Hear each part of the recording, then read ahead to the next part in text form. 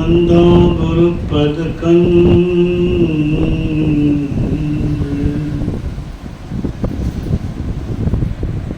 कृपा सिंधु नर रूप हरि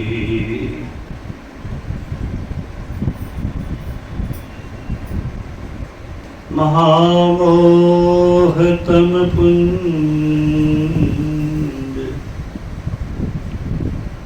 जासु वचन रवि कर निकर पारस अरु संत में यही अंतरो जान यह लोहा को सोना करे वो कर ले आप समान समय गया फिरता नहीं झट ही करो निज काम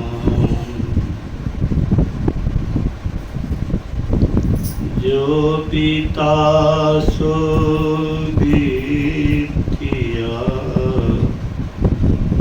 अब कहो गुरु नाम संत मता बिनु गति नहीं सुनो सकल देखा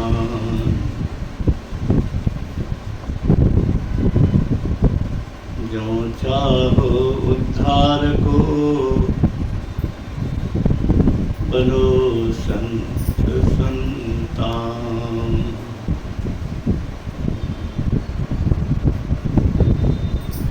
श्री सद्गुरु महाराज की जय।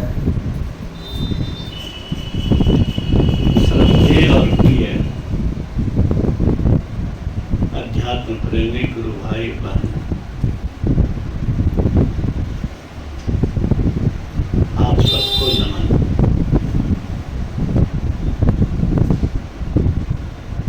नमन इसलिए कि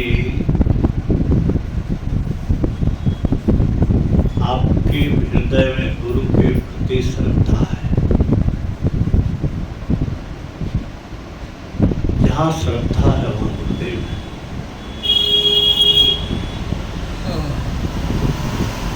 इसलिए आपको नमन करने से गुरु को नमन हो जाता है, ऐसा मैं विश्वास करता हूँ।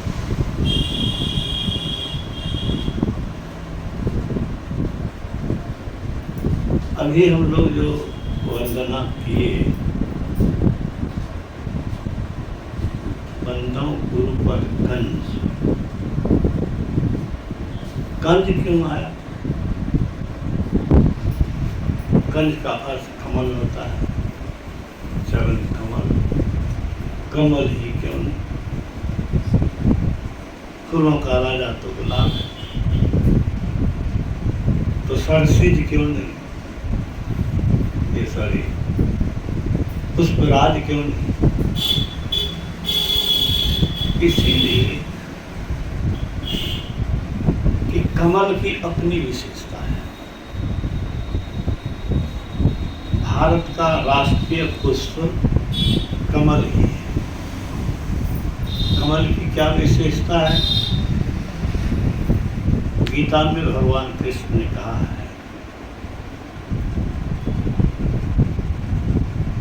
आसक्ति तज्जो ब्रह्म अर्पण। कर्म करता आप है, जैसे कमल को जल नहीं लगता उसे वो पाप है। जल में रहकर जल से निर्लेप रहता है। माया रूपी जल में संत रहते हैं, लेकिन माया का उस पर कोई प्रभाव नहीं पड़ता। इसीलिए वहां पर कंज शब्द का प्रयोग है। कृपा के सिंधु है। कृपा क्या है? गुरु महाराज ने कहा, जैसे सूर्य स्वाभाविक रूप से प्रकाश सब पर देता है, चतुर्दिक बिखेरता है। क्या सज्जन, क्या दुर्जन, क्या अच्छी चीजें, क्या बुरी चीजें, कोई भेद नहीं।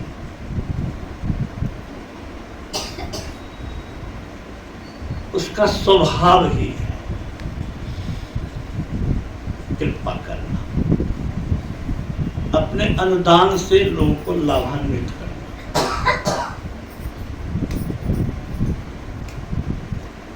इसी तरह से मनुष्यों में वो ऐसे जो होते हैं जो सब पर कृपा करते हैं, तभी तो उनकी नजर में कोई पापी और अधम नहीं है।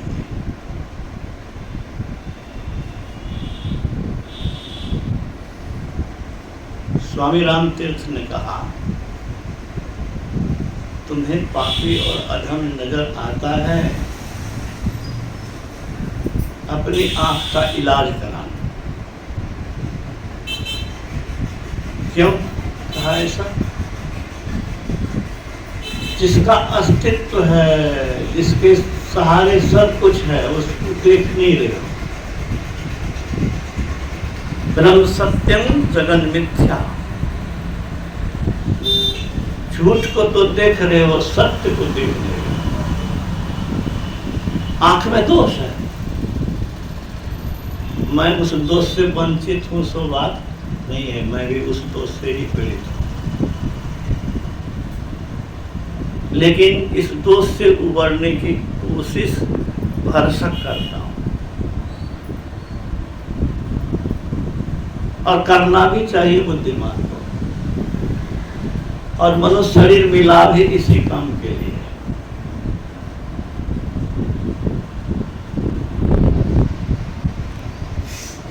कि हम सब में ईश्वर को ही देखें, सब में ईश्वर को वही देख सकता है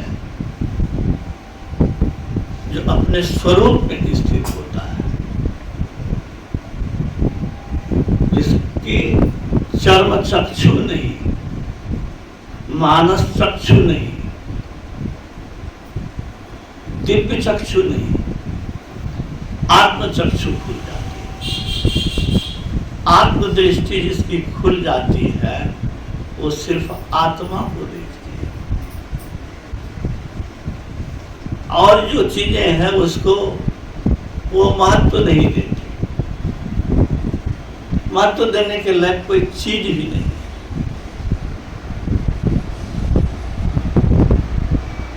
जो मिटता है, जो रहेगा नहीं, जो था नहीं, स्वप्न की तरह है, कुछ काल के लिए और फिर खत्म, उसका इंपॉर्टेंस वो क्यों दे?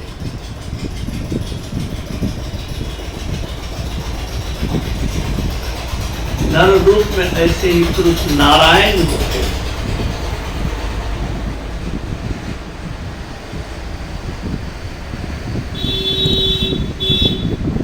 भगवान राम ने हनुमान को कहा, दर्शना दर्शने हित्वा केवल स्वयं रूप का, यह आस्ते कभी साधो ब्रह्म स्व ब्रह्मविद स्वयं। दृश्य और अदृश्य को त्याग कर, दृश्य है माया, अदृश्य माया भी है, जड़ माया और चेतन माया। जड़ चेतन के पार में, सत असतों के पार में, निर्गुण सगुण के पार में, तो दोनों के पार।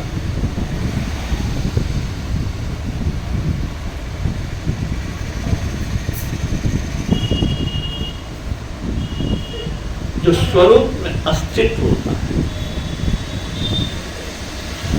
मतलब सार शब्द से भी ऊपर उठ गया,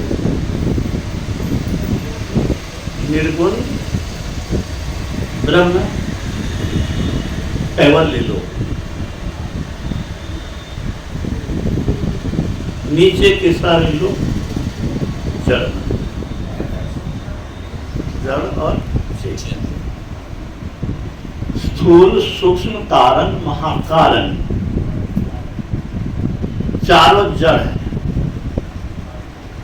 और कैवल्य अवस्था क्या है? चेतन।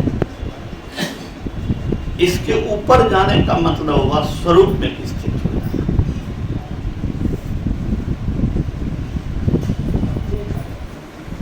जो इस स्वरूप में स्थित होता है, भगवान राम क्या कहते हैं? वह ब्रह्म को जानता ही नहीं है, वह ब्रह्म हो जाता है। यह आस्तिक कपिसाधु हे वानर श्रेष्ठ, हे हनुमान जी, ब्रह्मविद स्वयं वह ब्रह्म ही है। ब्रह्मविद स्वयं ब्रह्म। हम लोग इस भक्ति के द्वारा, इस संत पंथ के द्वारा, संतों के मार्ग के द्वारा उसी लक्ष्य की ओर बढ़ रहे हैं। यही हम लोग का अवभाग्य है।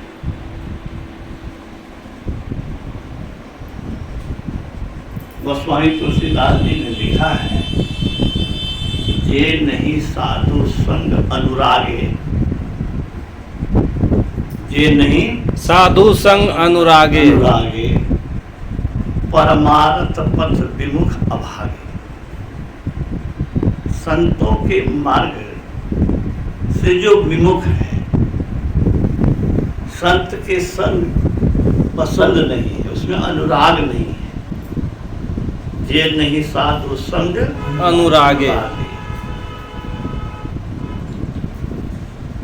वह आदमी अभागा है, परमार्थ पथ से विमुख है। परमार्थ पथ विमुख अभागी।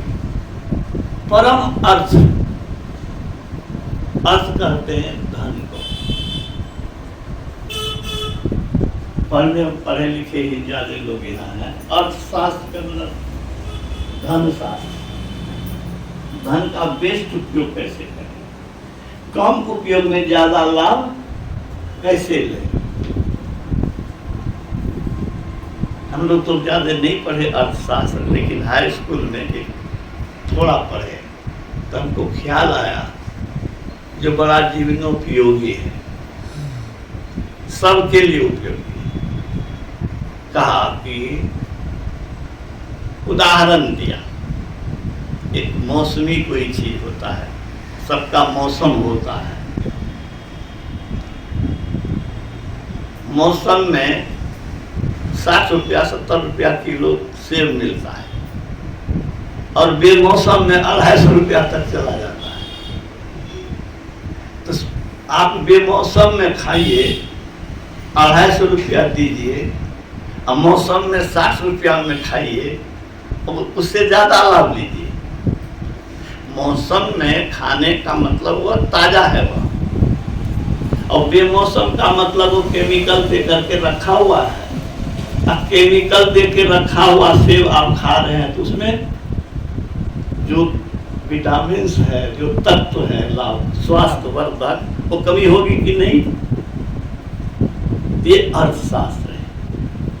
तो परम अर्थ परमार्थ, परम धन को पाने से वो विमुख है और अभागा है। परम धन पाने के लिए चाहता नहीं है, उसके लिए कोशिश नहीं कर रहा है, तो भाग्यहीन है।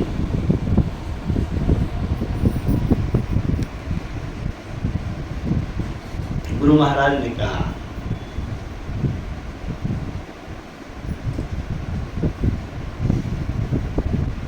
ध्यान क्यों करते हैं? ध्यान से अंतःकरण पवित्र होता है। ध्यान से ऊर्ध्वगति होती है। ध्यान से परमात्मा की ओर हमारा चित्त जुड़ता है।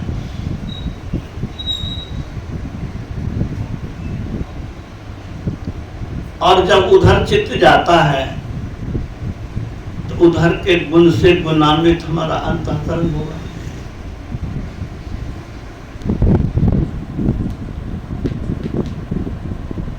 ध्यान से पाश्विक वृत्ति करती है।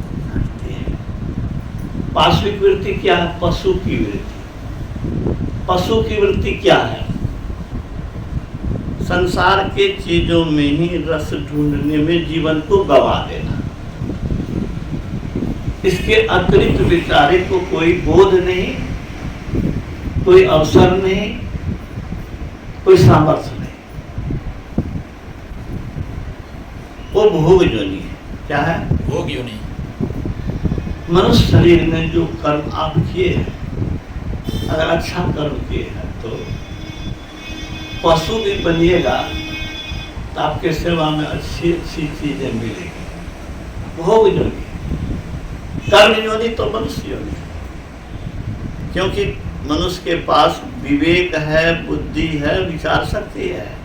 इसके बावजूद तुम विचार करके कुकर्म में प्रवृत्त हो रहे हो और सुकर्म से अपने को विमुख कर रहे हो, तो तुमको तो दंड मिलना ही चाहिए ना। और संसार की चीजों में आसक्ति है, संसार की चीजों को में रस लेना चाहते हो तो आना तो पड़ेगा। जब तक इच्छा तब तक शरीर। इच्छा को खत्म करना ही ध्यान का उद्देश्य है। भगवान राम ने हनुमान से कहा, लोग संत के पास क्यों जाते हैं? यही तो संत का पंथ है। संत पंथ अपवर्ग कर कामी भाव कर पंथ, कहा ही संत को विदत। श्रुति पुराण सदग्रंथ। वेद पुराण सदग्रंथ और संत सब एक ही बात कहते हैं। क्या कहते हैं? संत का जो मार्ग है वह मोक्ष दिलाने वाला है। क्या दिलाने वाला है? मोक्ष। मोक्ष का माने क्या होता है? शरीर। छुटकारा माने क्या? शरीर। बंधन से छुटकारा। बंधन कौन चीज का है? शरीर और संसार का। जब तक शरीर में है तब तक कष्ट में रहेंगे। भगवान राम को भी रोने की लीला करनी पड़ी और गुरु महाराज ने कहा कि भगवान कृष्ण जैसे हंसमुख को भी उदास होना पड़ा। उनको भी तो तलवे में बाण लगा, उसको स्वीकार किया उन्होंने। महाभारत के संग्राम में जिस रथ पर वो सवार थे वो रथ तो भस्म हो चुका था, लेकिन कृष्ण के प्रभाव से उस रथ चल रहा था, सजीव था वो, उसमें कोई काम करने में कोई दिक्कत नहीं। रथी और सारथी, रथी और सारथी। तो सारथी तो भगवान कृष्ण और रथी अर्जुन। जिस दिन ऐसा हुआ अंतिम में ब्रह्मास्त्र अग्नि अस्त्र जो चला उसमें जो जल गया, तो उस दिन भगवान कृष्ण कहते हैं अर्जुन उतरो तुम। अर्जुन सोचता है कि सब दिन तो ये स्वयं उतरते थे, आज हमको क्यों उतरने का है।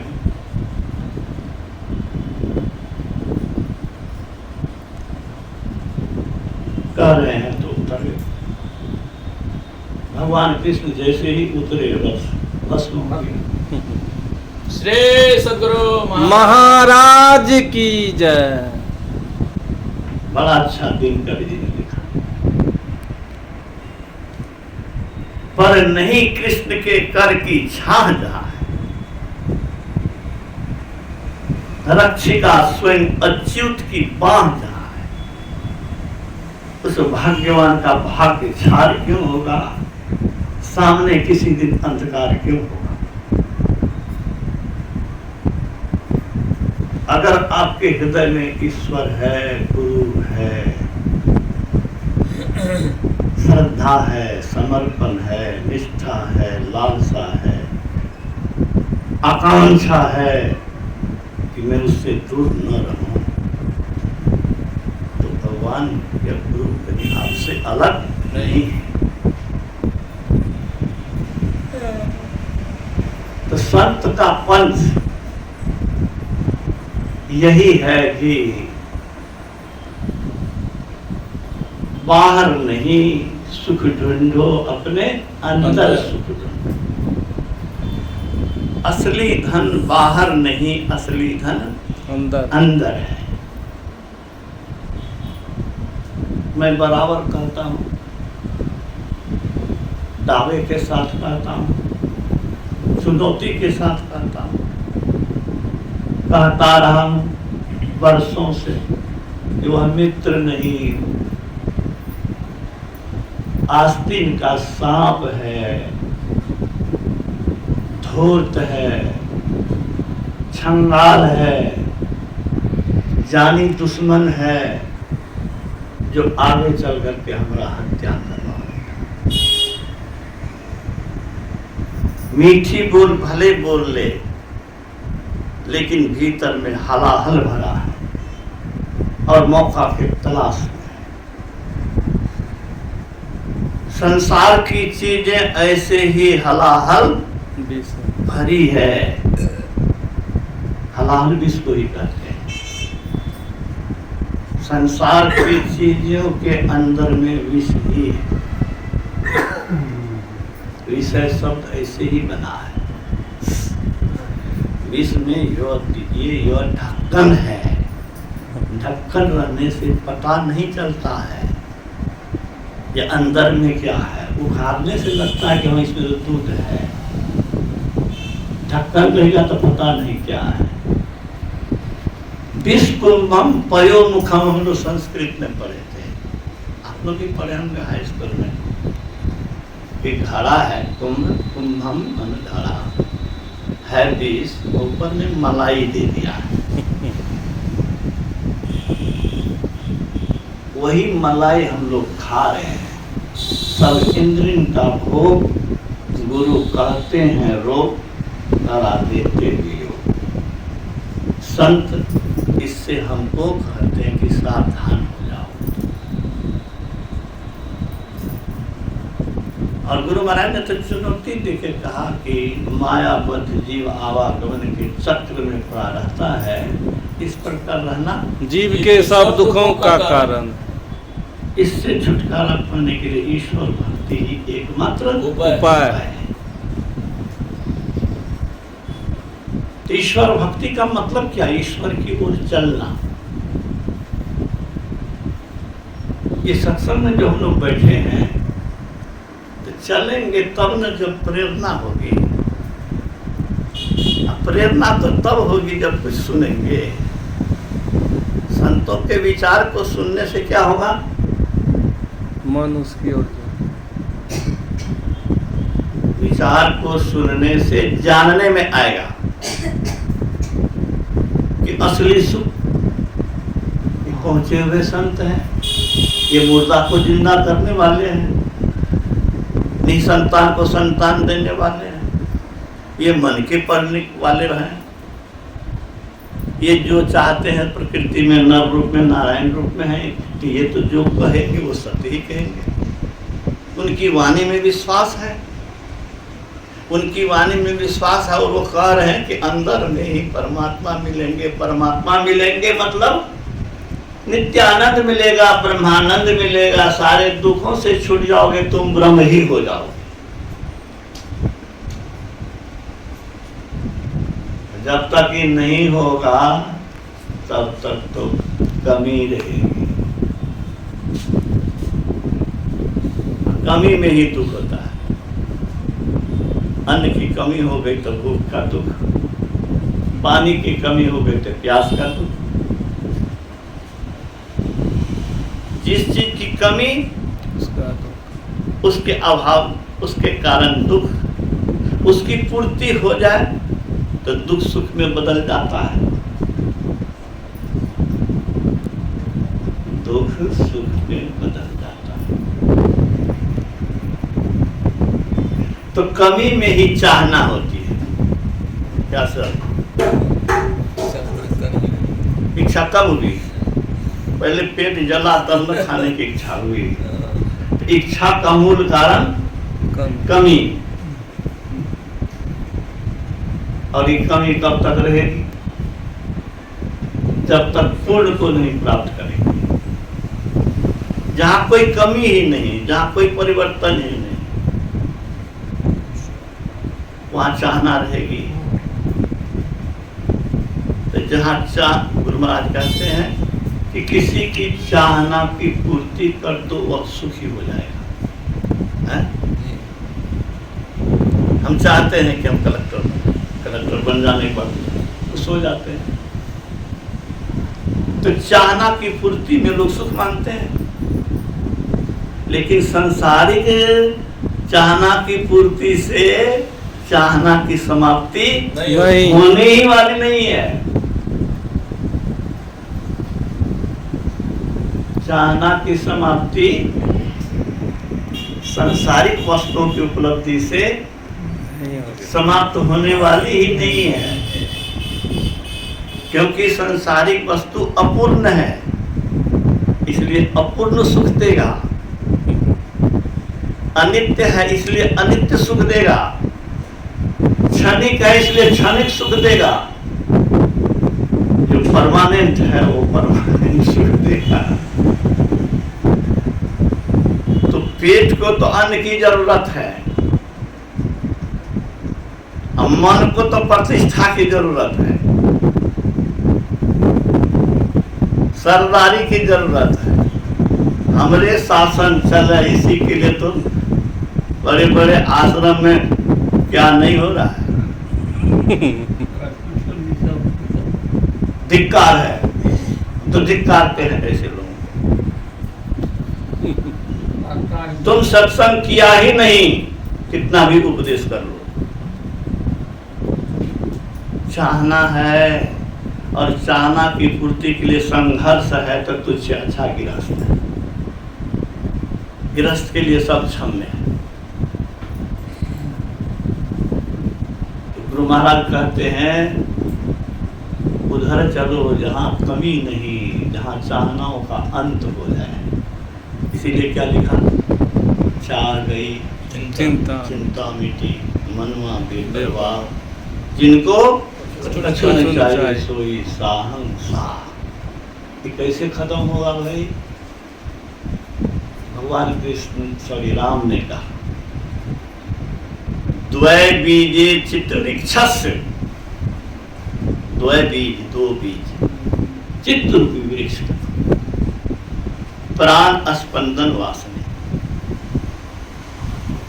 चित्त को अगर नष्ट नहीं करोगे तो चित्त का क्या काम है जानते हैं? मालिक है, मालिक नौकर को बुलाते रहता है, काम कराते रहता है।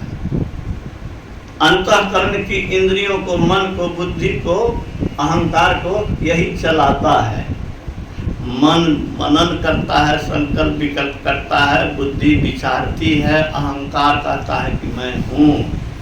सो जाने पर आपके अंदर में ये भाव खत्म हो जाता है, क्योंकि अहंकार सो गया। अहम का बोध कराने वाला अहंकार। तो चित्त ही खत्म हो गया तो मन कहाँ रहेगा सर? बुद्धि कहाँ रहेगी? अहम कहाँ रहेगा? मैं हूँ ये कहाँ रहेगा? रहेगा चित्त ही के कारण मैं होता है। इस चित्त को नष्ट करना है। इस चित्त को नष्ट करना कैसे नष्ट होगा? इसी का उपदेश तो भगवान राम ने कहा हनुमान से, द्वय बीजे चित्त वृक्षस्य प्राण स्पंदन वासने एकस्मिनश्च, इस दो में से एक में भी, एकस्मिन एक में भी, तयो छीने, तयो मतलब उन दोनों में एक का छीन हो जाए, नष्ट हो जाए। क्षिप्रं द्वय अपि नश्यता, शीघ्र ही दोनों नष्ट हो जाएगा। तो चित्त का बीज नष्ट हो गया। गेहूं कहाँ भूंज गलिए, बीज खत्म भागे तो गैस का तस दे।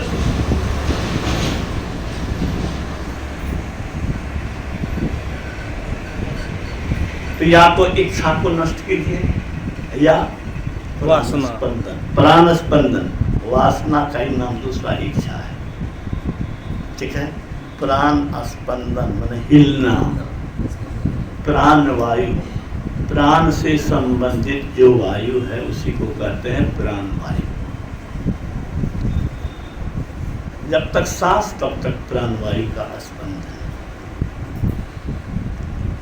प्राण स्पंदन रोकना आसान है, खत्म कर दीजिएगा, वह हठ योग है, बहुत कठिन है, उससे मृत्यु तक हो जाती है। तब दूसरा उपाय क्या है? इच्छाओं को जीतो। क्या करो? इच्छाओं को जीतो। इच्छाओं को जीतो। कैसे जीतो? क्या उपाय है? तो भगवान राम ने क्या कहा? तावत निशी इव, तब तक, निशी में रात, इव मन तरह, बैताला, बैताल, भूत, पिशाच, प्रेत, उसी का नाम है बैताल। गलभंती, उछल कूद करता है। हृदय वासना, हृदय में इच्छा तभी तक उछल कूद करती है। किस तरह से? जिस तरह से रात्रि में भूत प्रेत ये जो है सब उछल कूद करता है।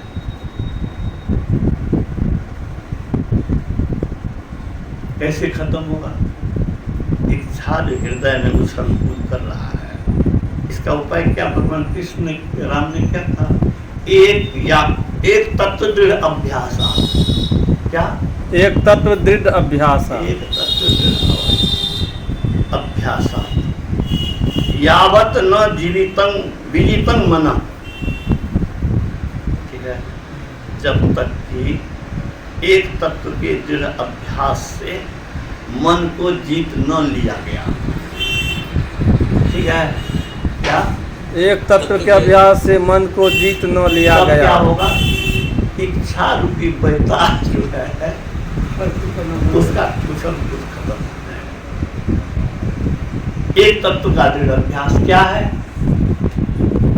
एक मंत्र का जप, एक रूप का ध्यान, इसके द्वारा मन का सिमटाव अभ्यास करते हैं। इसमें हम लोग का मन अस्थिर नहीं लगता है। कभी कभी तो लगता है कि कोदारी पारना अच्छा है, लेकिन ज्ञान पे बैठना, कोदारी पारने में मन उतना नहीं उठता है जितना कि आपको ज्ञान से उठा करके भगाने में उसका उसकी रुचि रहती है। लेकिन आपको भी ठानना है, हम हिलवो नहीं, तोरा चाहे बाप कर, हम 9 बजे तक बैठे हुए।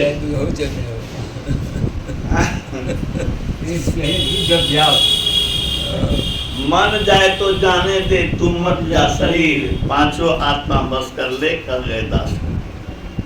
इस मन पर नियंत्रण रखना, मन को बार बार जप में लगा के लौटाना, लौटाने का काम ही प्रत्याहार है।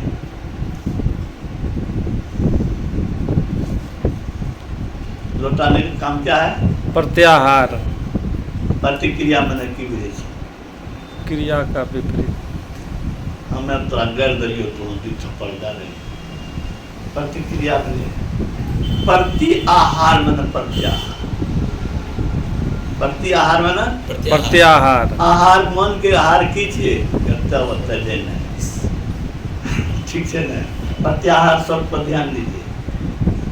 आहार मन का आहार क्या है सर? संकल्प विकल्प। उसका प्रतिक्रिया क्या? उसको रोकना। तो आप जो रोकते हैं वही है प्रत्याहार। गुरु महाराज के प्रवचन में आप पाएंगे, प्रत्याहार जो जितना करेगा उसको धारणा में उतनी गहराई आएगी। ठीक है। योग के 8 अंग में यम, नियम, आसन, प्राणायाम, प्रत्याहार, धारणा, ध्यान, समाधि। तो प्रत्याहार के बाद धारणा है। धारणा मतलब टिकना है। टिकने में गहराई आएगी। इससे प्रत्याहार। और जब गहराई आएगी तब ध्यान भी हो जाएगा। और ध्यान जब हो जाएगा तब क्या होगा? ध्यान निर्विषयम मन हो, संसार की चीजें मन में नहीं रहेगी, मन खाली हो जाएगा, हृदय खाली हो जाएगा। तब खाली हो जाएगा तो हवा भर जाएगी। खाली होगा तो हवा भर जाएगी। अब पानी है तो हवा कहाँ से घुसेगा? अब दूध भरे हुए हैं उसमें कहाँ से हवा जाएगी? दूध को खाली कर दीजिएगा, जो सूक्ष्म चीज है वो चलाएगा। तो अपने अंतःकरण को विषयों से खाली कर दिए, कौन आएगा बोलिए? तो परमात्मा आएगा। गुरु महाराज कहते हैं कि मनुष्य शरीर पा करके जो इसके लिए यत्न नहीं करता है वह ऐसा ही है कि जिसके घर में धन तो है लेकिन उसका उपयोग नहीं करता है।